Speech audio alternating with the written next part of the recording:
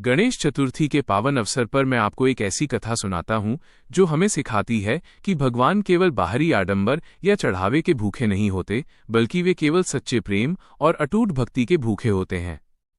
ये कथा एक निर्धन बुढ़िया माई और उनकी श्रद्धा की है। निर्धन बुढ़िया माई की कथा। एक समय की बात है, किसी नगर में एक अत्यंत निर्धन बुढ़िया रहती थी। उसके पास न तो धन था और न ही कोई सुख सुविधा, लेकिन उसके हृदय में भगवान गणेश के प्रति अटूट विश्वास था। वह हर वर्ष गणेश चतुर्थी का व्रत पूरी निष्ठा से करती थी। बुढ़िया की कठिन परिस्थिति। एक बार गणेश चतुर्थी आई तो बुढ़िया के पास गणेश जी की मूर्ति लाने या भोग के लिए लड्डू बनाने के पैसे भी नहीं थे। उसने सोचा, क्या हुआ जो मेरे पास धन नहीं है? मेरे पास मिट्टी तो है।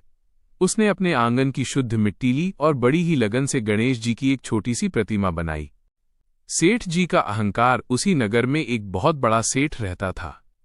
उसने सोने चांदी से जड़ित गणेश जी की विशाल प्रतिमा स्थापित की थी और 56 भोग तैयार करवाए थे। जब उसने बुढ़िया को मिट्टी की मूर्ति की पूजा करते देखा तो वो उपहास करते हुए बोला, तारांकन, अरे बुढ़िया, इस मिट्टी के ढेले से तुझे क्या मिलेगा? देख मेरे ठाट बाट, भगवान तो यहीं आएंगे। बुढ़िया ने मुस्कुराकर कहा, तारांकन सेठ जी, मेरे पास देने को कुछ नहीं है, बस ये मिट्टी है और मेरा भाव है। मेरे गणेश तो इसी में वास करते हैं। भगवान का चमत्कार। रात को जब सब सो गए तो नगर में आग लग गई। सेठ का आलीशान महल जलने लगा। सेठ अपनी कीमती मूर्ति बचाने भागा, लेकिन आग की लपटों ने उसे घेर लिया। वहीं दूसरी ओर बुढ़िया की छोटी सी झोपड़ी के पास आग पहुंचते ही शीतल हो गई। कहते हैं कि उस रात साक्षात गणेश जी ने बुढ़िया को दर्शन दिए और उसके द्वारा चढ़ाए गए सूखे गुड़ और पानी को बड़े चाव से ग्रहण किया। भगवान ने बुढ़िया से कहा, तारांकन माई, तेरी श्रद्धा ने मुझे बांध लिया है। तूने मिट्टी में भी मुझे देखा, इसलिए मैं सदैव तेरे पास रहूंगा। कथा का सार। अगले दिन जब सेठ ने देखा कि उसका सब कुछ नष्ट हो गया, लेकिन बुढ़िया की झोपड़ी और मिट्टी की मूर्ति सुरक्षित है, तो उसका अहंकार टूट गया।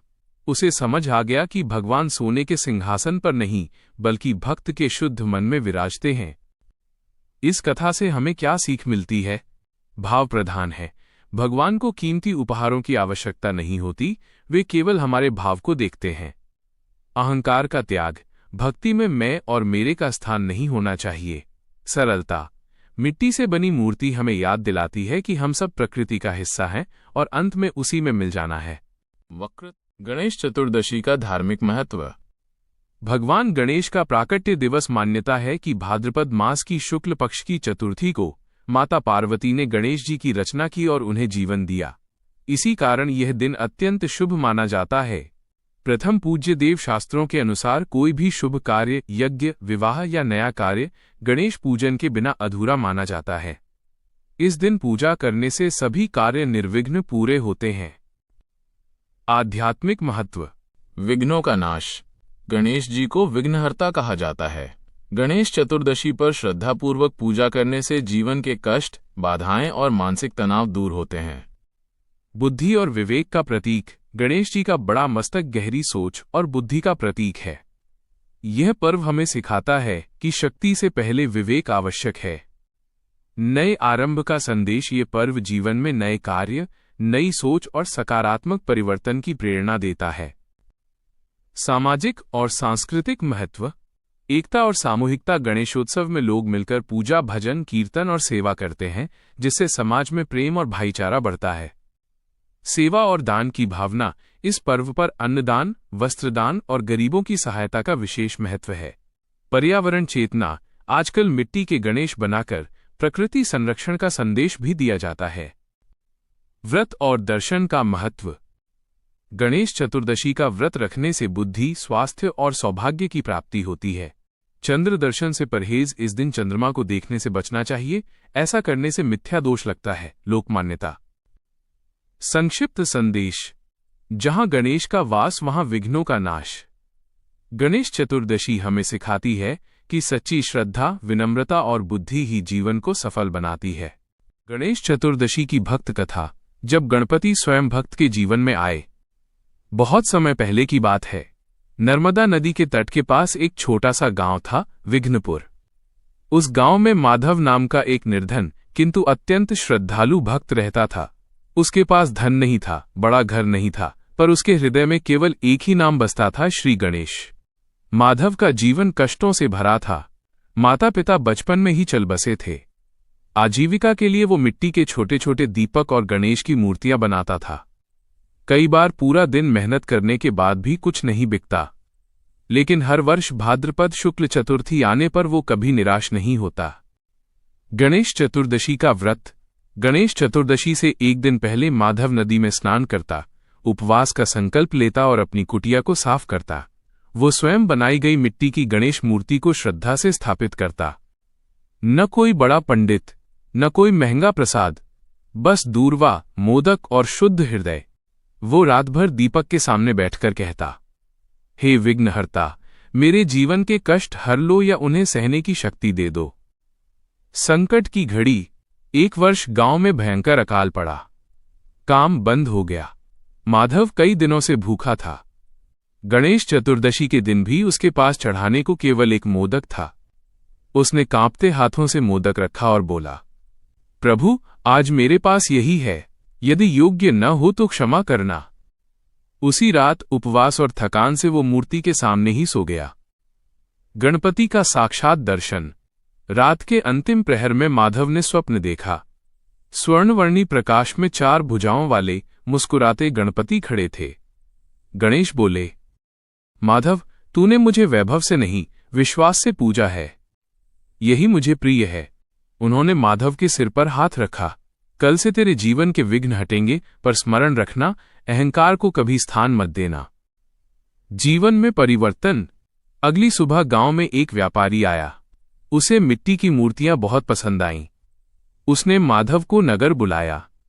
उसका कार्य फैलने लगा। धीरे धीरे गरीबी दूर हो गई, पर माधव वही रहा, विनम्र, भक्त और सेवक।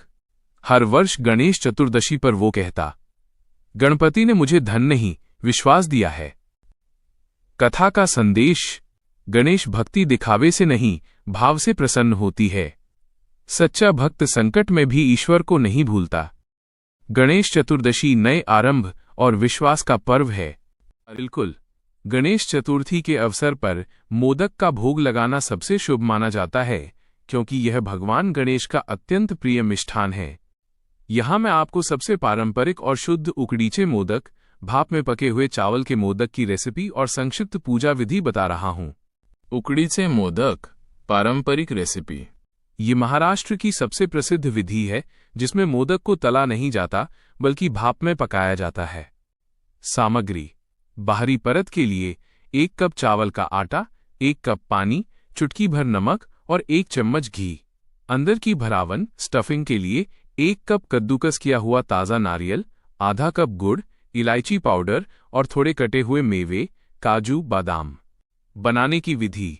एक भरावन तैयार करें। एक कड़ाही में नारियल और गुड़ को धीमी आंच पर पकाएं जब तक गुड़ पिघल न जाए।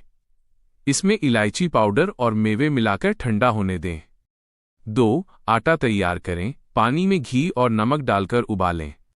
अब आंच धीमी कर चावल का आटा डालें और अच्छी तरह मिलाकर 5 मिनट के लिए ढक दें। ठंडा होने पर इसे हाथों से मसलकर नरम आटा गूंथ लें। 3. आकार दें। आटे की छोटी लोई लेकर उसे कटोरी जैसा आकार दें। बीच में नारियल का मिश्रण भरें और ऊपर से चुन्नटे बनाते हुए बंद कर दें। भाप दें। स्टीमिंग। मोदक को स्टीमर में रखकर 10-12 मिनट तक भाप दें। तैयार मोदक पर थोड़ा केसरिया दूध या घी डालकर भोग लगाएं। गणेश चतुर्थी संक्षिप्त पूजा विधि। यदि आप घर पर स्थापना कर रहे हैं तो इन चरणों का पालन करें। स्थापना। एक चौकी पर लाल कपड़ा बिछाकर अक्षत, चावल रखें और उस पर गणेश जी की प्रतिमा स्थापित करें। आवाहन। हाथ जोड़कर भगवान का ध्यान करें और उन्हें अपने घर आने का निमंत्रण दें। अभिषेक। गंगाजल और शुद्ध जल से प्रतीकात्मक स्नान कराएं। मिट्टी की मूर्ति हो तो केवल जल के छींटे दें। श्रृंगार। भगवान को लाल चंदन, सिंदूर, जनेऊ और लाल फूल चढ़ाएं। दूर्वा।